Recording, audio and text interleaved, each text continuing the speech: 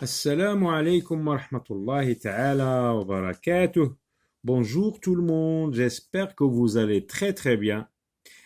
Bienvenue dans une nouvelle vidéo où nous allons travailler pour la première fois depuis que nous avons commencé une activité où on va voir si on a retenu les leçons que nous avons vues dans l'unité 1. C'est-à-dire, on va tester notre capacité à se rappeler des expressions, des mots que nous avons vus dans les différentes situations, dans le dialogue. Comme vous le voyez ici, les personnages que vous voyez, hein, ils sont connus par vous, donc vous les avez déjà vus dans le poster. Hein. Reconnaissez-vous cette dame? Est-ce que vous la connaissez? Donc c'est la maman de Dina. Et elle, c'est la maîtresse Majda.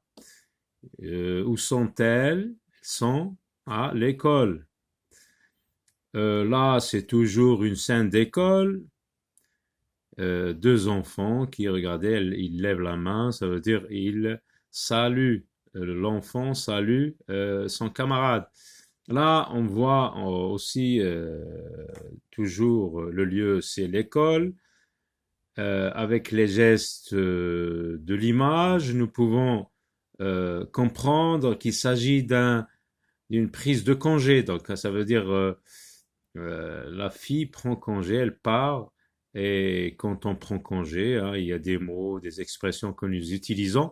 Donc, voici donc l'objectif de cette rubrique. Je m'exprime. Ça veut dire que, comme on l'a dit à plusieurs reprises, nous avons appris dans le dialogue comment saluer, comment se présenter et comment prendre congé. Donc là, donc on va voir si vous vous rappelez, hein, si tu te rappelles des mots qu'on dit par exemple pour, comme ici, regardez l'indication qu'on vous donne. Que dit-elle? Qui? La maman ou Majda? Non, la maman de Dina. Que va-t-elle dire pour se présenter? Alors, on a déjà vu les mots, les verbes, les expressions qu'on utilise pour se présenter. Est-ce qu'on connaît le nom de la maman de Dina? Non, jusqu'à présent, on ne connaît pas le nom, le prénom de la maman de Majda, de Dina, pardon. Donc, pour se présenter, elle peut dire je me présente, je suis la maman de Dina. Je suis la maman de Dina. Très bien. Regardez l'indication. Que dit-il? Elle, c'est une fille, donc c'est lui qui va parler. Cet enfant salue son camarade. Le verbe saluer, hein? Quand on salue, qu'est-ce qu'on dit? On peut dire bonjour, on peut dire bonsoir, on peut dire salut. Et là, puisque c'est son camarade, il peut dire salut, il peut dire bonjour et il peut dire salut. Alors, dans la troisième image, que dit-il? Donc c'est lui, il prend congé de son camarade. Cet enfant prend congé de son camarade. Il va dire au revoir. S'il ne veut pas dire au revoir, il peut dire à demain, à très bientôt, à bientôt, à la prochaine. Très bien. On passe à la rubrique J'apprends à bien lire. Alors, depuis qu'on a commencé à lire, on a lu des syllabes, nous avons lu des mots et nous avons lu aussi des phrases. Alors, on commence par des syllabes. Alors, une syllabe comme papa, il y a deux syllabes, pas et pas, par exemple. Je vous rappelle la signification d'une syllabe. Dans le mot maman, il y a deux syllabes, maman. dans le mot, par exemple, télévision, télévision, il y en a 4. Dans le mot va, il y a une seule syllabe. Là, nous allons lire des syllabes, par exemple, pas, M avec A, ma. Donc, on va lire pa, ma, pu, mu, mo, po. Donc, changement de forme d'écriture. Une autre forme d'écriture, donc l'écriture script majuscule. Ma, pu, pa, mu, mo. Je lis des mots bizarres. Des mots, mais ces mots sont bizarres. Ça veut dire que on ne peut pas déjà les trouver dans un dictionnaire. Si tu cherches le mot mupa, tu ne le trouveras pas dans le dictionnaire. Mais c'est pourquoi est-ce qu'on nous dit, on nous donne des mots bizarres? Parce que jusqu'à présent, nous avons appris 3 ou 4 phonèmes. Donc, on peut les combiner, les mettre côte à côte pour créer des mots. Alors, M avec U, ça se lit mu, mu pas. On a combiné, on a mis ensemble, on a mis côte à côte la syllabe mu et la syllabe pas, mais ça n'a pas de sens. C'est pour cela on dit que c'est un mot bizarre. Pas mu. Le mot pas mu non plus n'a pas de sens. Pu pas. Pas pu. Mu mu.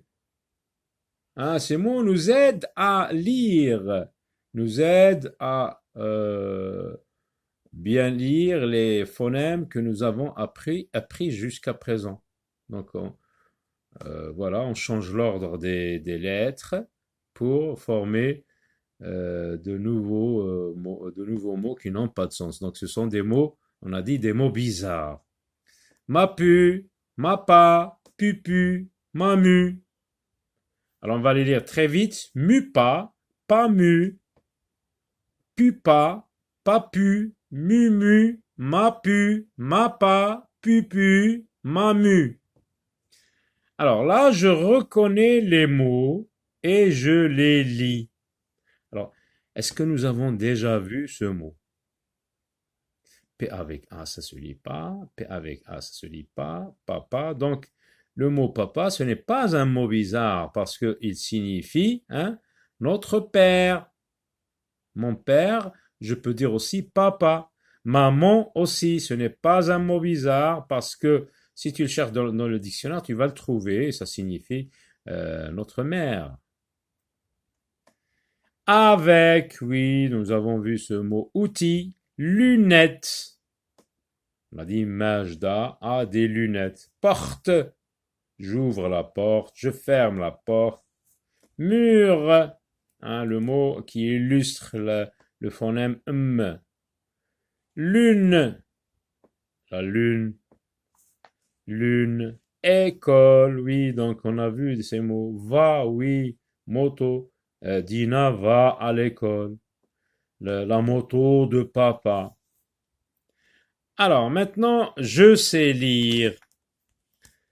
Alors je lis des phrases maintenant. Là, on a lu des syllabes. Là, on a lu des mots. Et là, on a lu des phrases. Une phrase est un ensemble de mots mis dans un certain ordre et qui a un sens, qui véhicule un sens. La maîtresse Majda a des lunettes. Dans ma tête, j'imagine la maîtresse Majda qui porte des lunettes. Dina va à l'école avec son papa. Dina va à l'école avec qui? Avec son papa. Maman va à l'école avec Dina.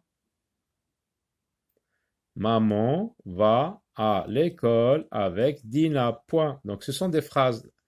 La première phrase, la deuxième phrase, la troisième phrase et la quatrième phrase. Maman a un manteau. Alors comme vous le remarquez, la phrase commence par une lettre majuscule.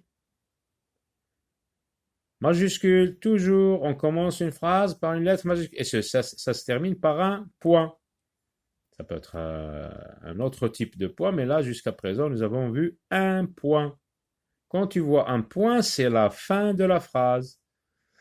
Alors, maintenant, on te pose une question, vrai ou faux? Est-ce que la phrase ici, alors si on va essayer de comprendre déjà la phrase et on va dire, est-ce que c'est vrai ou faux? On va entourer ici ou ici. Alors, maman a des lunettes. Est-ce que maman a des lunettes? Dans le poster, maman ne porte pas de lunettes, donc elle n'a pas de lunettes. Donc, est-ce que c'est vrai ou faux? Donc, c'est faux. Maman n'a pas de lunettes. Donc, je vais entourer faux.